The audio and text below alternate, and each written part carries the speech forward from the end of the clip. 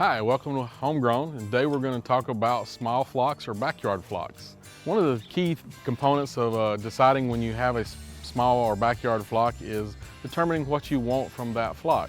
Do you want eggs? Do you want meat? Do you want both? You may also be interested in companionship. You may be interested in having the chickens for pets. Before you commit to a smaller backyard flock, you need to think about the space requirements. How much do you have available? Then you need to look at what's allowed in your particular neighborhood or backyard community. Most of the cities and towns may have an ordinance or something restricting certain animals. Also keep in mind about HOA and covenant agreements in your actual neighborhood. Yeah, one of the key things about small backyard flocks, especially when you're producing eggs, is realize that, if you're getting into it to try to produce eggs cheaper than the grocery store, that's probably not going to happen and unrealistic. The eggs that are produced by the commercial growers, they have the economy of scale working for them, and they're using breeds that work better, typically more in enclosed settings, that are just going to produce more eggs on average than most breeds that work well in our small flock or backyard. But there are many other advantages like we talked about, such as having companionship, maybe teaching children life skills. We know these chickens pretty well. We know behaviors from different ones and what that might mean. That's been a lot of fun. But just the satisfaction that the animal is healthy and thriving, and it's become part of the family. I mean, there's certainly breeds that work better typically in the backyard and small flock settings.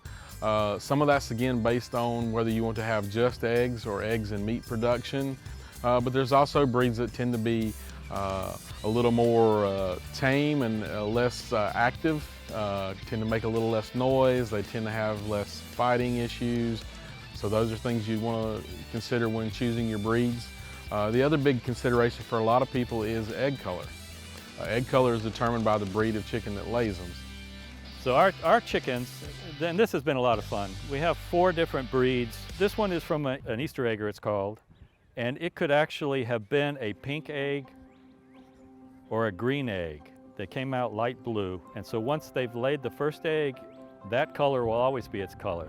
So keep in mind when you're gathering eggs, it's key to try to gather them at least twice a day, usually preferably in the morning after the light's been on or the sun's come up for about an hour or so, because that's when the majority of the eggs are going to be laid. And then usually again at night before the birds go to sleep or go to roost, it's good to collect any remaining eggs, that way reducing the likelihood of predators coming in after the eggs. And it's good to get your eggs inside and stored so you can keep them clean and get them refrigerated and keep them cool so that they'll last longer and your egg quality and egg safety will be much better. When you're collecting your eggs, there's 2 trains of thought. That's either to wash the eggs and store them refrigerated or to unwash the eggs typically.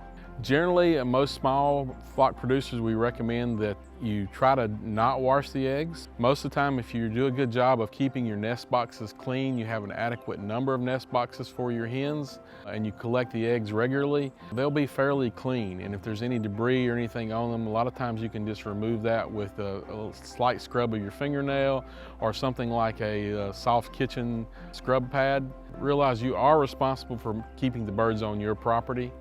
And when they get out, they like to wander around. They'll dig into your vegetables, flower plants, or bulbs. They'll dig into the mulch around them and look for insects to eat. And chickens can be an attractive nuisance sometimes to other animals, so keep that in mind as well. You may need to make sure your fencing or your coop design is strong enough to withstand those typical kind of animals.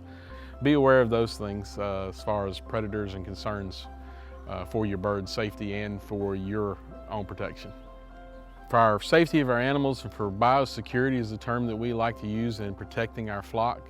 A couple of the key things growers can do is one is to have a dedicated pair of shoes or use something like these disposable boot covers. That way they can put those on, and if they track through any droppings or anything, they're not collecting that on their shoe and carrying it to other places or bringing it back home. That's particularly important if you decide to visit, the local feed store where other producers are going down that same aisle that you are picking up feed.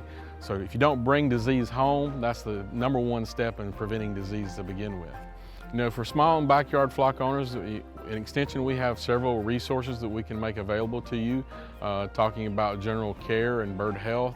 It's a good way to know what's going on in the birding community.